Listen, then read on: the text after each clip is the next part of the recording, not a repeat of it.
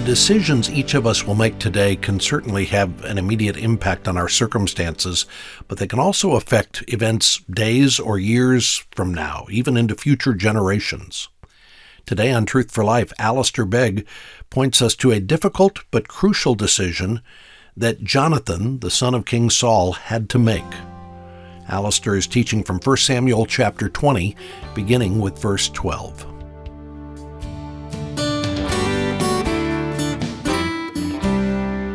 You will notice that we had ended at verse 10 and verse 11. And Jonathan said, verse 11, to David, "Come, let us go out into the field." So they both went out into the field. Verse 18, then Jonathan said to him, "Tomorrow is the new moon, and you will be missed because your seat will be empty."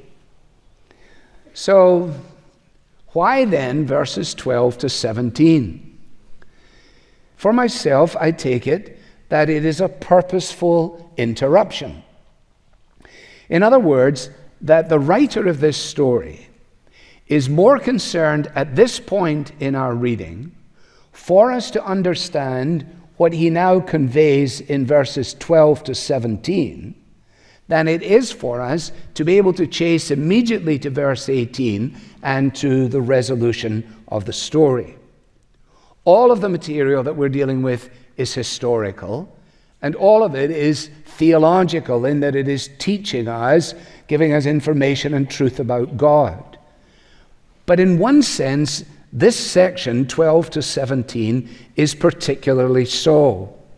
And it is a reminder to us that when we read passages like this, we are reading them in such a way that we might learn about God and his unfolding purposes. And in the last occasion, we realized that David, in dealing with the predicament that was before him in terms of Saul's desire to murder him, was addressed by him finding security in the covenant love of God. And now as we come to this section, we discover that Jonathan's need for encouragement, not in view of the immediacy of things, but in view of taking the long view, his need is exactly the same and is to be met in the exact same way. Some of you, years ago, like me, will have looked into a book written by Susie Welsh, who was the wife, or is the wife, I'm not sure, of Jack Welch of GE. And she wrote a book about decision-making, which I recall was entitled 10-10-10. The thesis was straightforward. When you make a decision, she says, it is important that you think in terms of the implications of that decision in the light of 10 minutes, 10 months, 10 years, so that a decision that is made in a moment has ramifications. We understand that. And the decisions that are being made in this chapter here are not only addressing the immediate impact of the threats on David's life, they're not only addressing the longevity of David's coming kingdom, but they're actually beyond that, dealing with the matter of forever. I don't know if you noticed how twice this comes up in verse 23, where Jonathan is speaking, and he says, "As for the matter of which you and I have spoken, behold, the Lord is between you and me forever." And in the closing verse of the chapter, verse 42, again, "The Lord shall be between me and you, and between my offspring and your offspring forever." Now that forever is important, and it is an indication to us, I think, of just why it is that we have this particular section in this place, in this chapter. The preoccupation of David is an immediate one. The concern of Jonathan is a long-term one, as will become apparent. Now, here in verse 12, Jonathan addresses David. And notice how he does so. "The Lord, the God of Israel, be witness." So in other words, he's making the point, and the writer is allowing us to understand that what Jonathan is about to say now is a matter of great significance. What he is saying to David is underneath, if you like, the gaze of the God of Abraham, Isaac, and of Jacob. After all, this whole drama here is about Israel. It is about the people of God. It's about the king that has been rejected. It is about the one who has been anointed, and so on. And so there is a solemnity about Jonathan's words. He lets David know that he's going to operate once again in the way that he had done previously at the beginning of chapter 19. I'm going to sound out my father about this time tomorrow or the third day. And he says, if he's well disposed towards David, shall I not then send and disclose it to you? I will definitely let you know. But should it please my father to do you harm, let's just pause on that for a moment. Who takes pleasure in doing people harm? That is a sadistic pleasure, where people take great delight in harming other people. And what we've already seen in the kind of deconstruction of Saul as a personality is that he apparently has a dreadful capacity for doing this. And that it is not that he's just a little bit miffed about the fact that David appears to be very popular while he seemingly has just gone right off the scale in terms of the popularity amongst his people. It's not just that. No.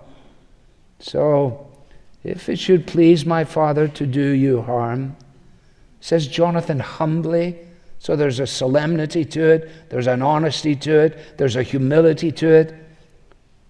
The Lord do so to Jonathan. See how he speaks in the third person here? And more also, if I don't disclose it to you and send you away, that you may go in safety.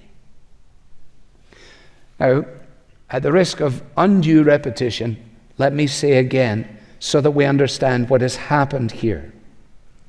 The plan for immediate application to deal with the predicament that is facing David is now lost sight of in this section. It has actually faded from view, because in the long-term view, it is Jonathan now who feels himself to be in the place of danger.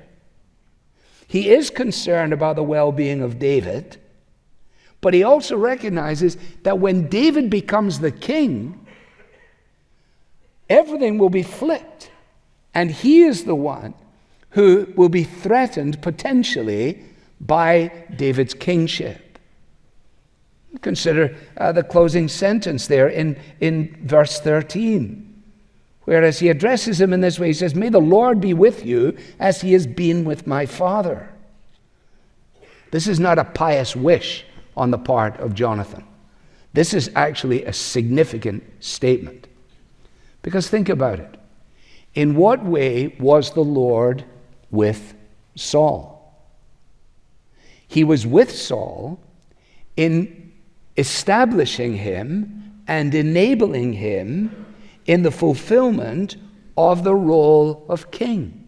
You remember, the Spirit of the Lord had rushed upon Saul, and he was peculiarly with him in being set apart to this task. But now, of course, that's no longer the case.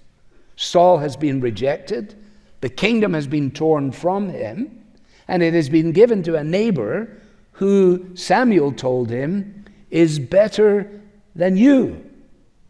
Right? And Jonathan now has at least an inkling of the fact that this neighbor who is better than his father is none other than David, whom he now addresses in this dialogue. And so when he says, "May the Lord be with you as he has been with my father," the Hebrew scholars tell me that that might equally be translated, "May the Lord be with you as he was with my father," making the past tense all the more striking. In other words, what he's saying is this: may you become the king. May you become the king. May you be enthroned as king. Now, you may consider these things, and you're sensible people, but the appeal that he makes to this end is actually along the lines of before. And you will notice this. If I am still alive, verse 14, if I haven't died before all this happens, show me the steadfast love of the Lord, that I may not die. Now, we'll deal with this in just a moment, but you notice, if I'm still alive, show me the steadfast love of the Lord so that I don't die. Okay? First to notice is the fact that the same word is used here as was used back in verse 8. Back in verse 8, you will recall, it was used by David in making his appeal to Jonathan. Deal kindly with your servant, verse 8, for you have brought your servant into a covenant of the Lord with you. So that is his appeal. Now, the same way, show me the steadfast love of the Lord. Now remember that the two of them are out in the field. And the reason they're out in the field is because David is afraid of Saul and appeals to Jonathan for his help. But now what is strange and yet striking is that it is Jonathan who's the one who's afraid. And Jonathan is essentially saying here words that are most familiar on the lips of somebody much later in the game and far, far on. You remember the man turned to Jesus and he said, Lord, remember me when you come into your kingdom. That is essentially what Jonathan is saying here. If I'm still alive, show me the steadfast love of the Lord. I don't want to die. Don't cut off your steadfast love from my house forever. When, notice, Yahweh cuts off every one of the enemies of David from the face of the earth. Now, who was enemy number one of David? Saul, Jonathan's father. What is Jonathan saying here? He's at least saying this: David, I take my side with you. You show me the steadfast love of the Lord when you come into your kingdom, and I know that on that occasion, Yahweh will defeat all of your enemies. But in the midst of it all, save me. Now, the background to this is pretty straightforward. The historical practice at this time in this period of history was that when a new kingdom was established, it was customary for the previous members of the regime, of the previous regime, to be purged. You just get rid of them. Now, in this, we see this in the transition of political power. Somebody comes in, and to the extent that they're able to, they get rid of all of the previous group. And the conventional political policy was straightforwardly consolidation by liquidation. So what did you do? You simply got rid of them all. So it is in that context that Jonathan's appeal is being made. The point, you see, to which this little interruption, as I put it, comes, is to make the case clearly, because of the future dimension of it, that there has come a time now for Jonathan, in his love for David, the future king, to set himself against the enemies of that king, no matter who those enemies may be. And in this case, that first of all means his father. That the familial ties of blood and life and privilege and opportunity and so on that are represented within the house of Saul, which are being dismantled as we read, confront Jonathan with a decision. What will this mean 10 minutes from now? What will this mean 10 months from now? What will this mean 10 years from now? What will this mean forever? And the point that we ought to make sure we do not miss is that This is driving us forward to the future king, to the King of Kings, so that each one will be forced to decide whether they stand with him or they stand with his enemies. Now, it is this appeal which is made, and at this point in the story, that's all we have. The appeal is a straightforward appeal. I appeal to you on the basis of love. We have to actually go considerably forward to find out if David actually follows through. And because I know many of you will be unable to eat your lunch if you don't at least get some resolution to this, you can turn to 2 Samuel chapter 9. We will find here in 2 Samuel 9 that the appeal that Jonathan made, David honored. So here in 2 Samuel 9, verse 1, and David said, "Is there still anyone left of the house of Saul, that I may show him kindness, hesed, steadfast love, for Jonathan's sake?" And then you have this little detailing of this group of individuals. You pick it up in verse 6. "And Mephibosheth, the son of Jonathan, son of Saul, came to David and fell on his face and paid homage. And David said, 'Mephibosheth,' and he answered, 'Behold, I am your servant.' And David said to him, 'Do not fear, for I will show you kindness for the sake of your father Jonathan. And I will restore to you all the land of Saul your father, and you shall eat at my table always.'"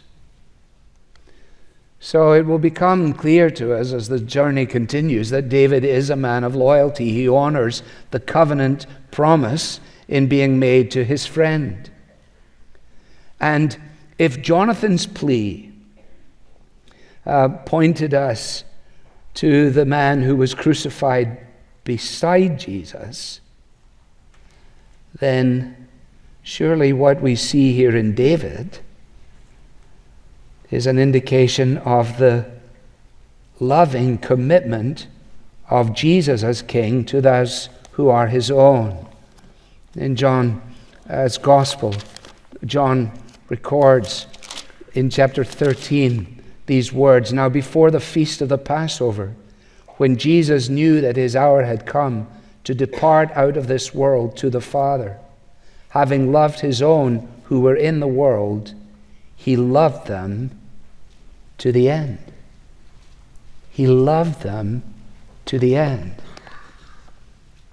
The steadfast love of the Lord never ceases.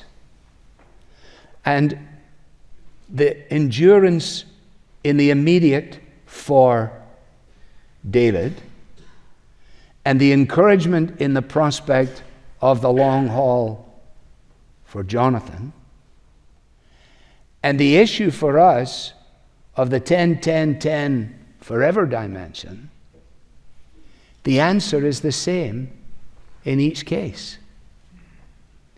The steadfast love of the Lord. It's the love of every loves the best. It is the love that is not some kind of squishy sentimental notion, but it is the love of which which was read for us in 1 John 4, that herein is love, not that we loved God, but that he loved us, and he sent his Son to be the propitiation for our sins. In other words, that this king wore a crown of thorns, that this king's love extended to the giving of himself. And having loved his own, he loved them to the very end. How do you know that he will keep his promise? Because he promised. How could Jonathan have any assurance? Because of David's covenant commitment, and vice versa. Some people, I meet them all the time. They're telling me, "Oh, I don't get that, Alistair. I think what I have to do is I've got to try my best. I've got to do my best. I've got to keep this commitment and that commitment and the next commitment. And perhaps when I finally get it all front-loaded in that way, I will have sufficient to be able to present myself before God." What a bizarre idea, when you consider it in the light of the love that drew salvation's plan. The love that brought it down to man. the mighty gulf that God did span at Calvary.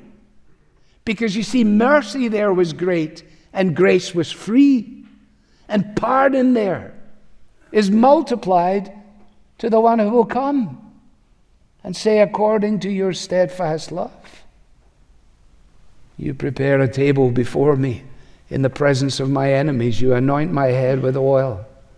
I wonder, did Jesus have that psalm in mind when on that amazing occasion that lady came in and she broke that alabaster jar of ointment and she anointed his head? And his own folks said, this is kind of ridiculous. Why would she do this? This could have been sold and given to the poor and so on. You remember the event. And Jesus says, hey, not so fast. She is preparing me for my burial. His enemies were all around him. He was anointed.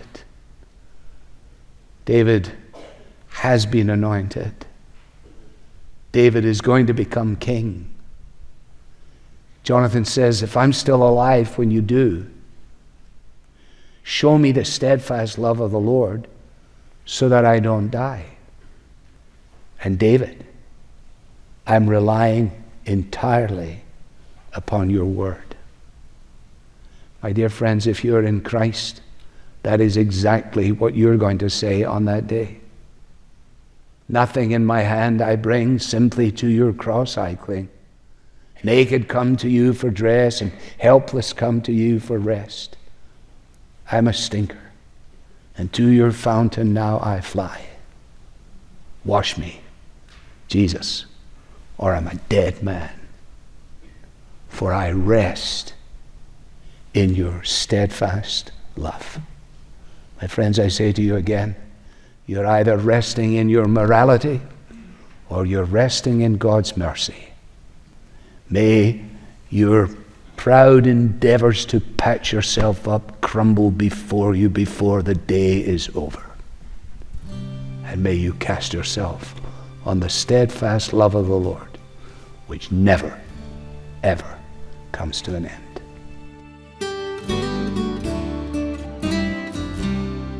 You're listening to Truth for Life with Alistair Begg. Today's message is titled, Steadfast Love. Because of our commitment at Truth for Life to teach the Bible with clarity and relevance, along with the daily teaching you hear on this program, we also carefully select books to recommend to you that will help you dive deeper into biblical topics. Today we want to recommend to you a book called The Air We Breathe. This is a book that will give you the history behind many of our modern values. You'll learn how things like freedom and progress, even science, are all firmly rooted in Christianity. Ask for your copy of the book, The Air We Breathe, when you give a donation through our mobile app or online at truthforlife.org/donate. By the way, next week, Alistair is hosting the Basics 2023 conference at Parkside Church. It's a 3-day conference. It starts May 8th and goes through the 10th. It's specifically for pastors and leaders in ministry. This year, Alistair is joined by guests Colin Smith and Herschel York as they teach pastors and church leaders about what faithful Christian ministry looks like. If you weren't able to register for Basics this year or can't come for whatever reason, don't worry. You can watch the live stream of this year's presentations for free. Go to basicsconference.org. And please remember to pray for the attendees who will be coming to the conference. Pray for safety. Pray that they'll be edified, that God will be glorified in all aspects of this event from beginning to end. I'm Bob Lepine. We hope you have a great weekend. Monday, we'll find out what brought about the breaking point in King Saul's relationship with his own son, Jonathan. The Bible teaching of Alistair Begg is furnished by Truth for Life, where the learning is for living.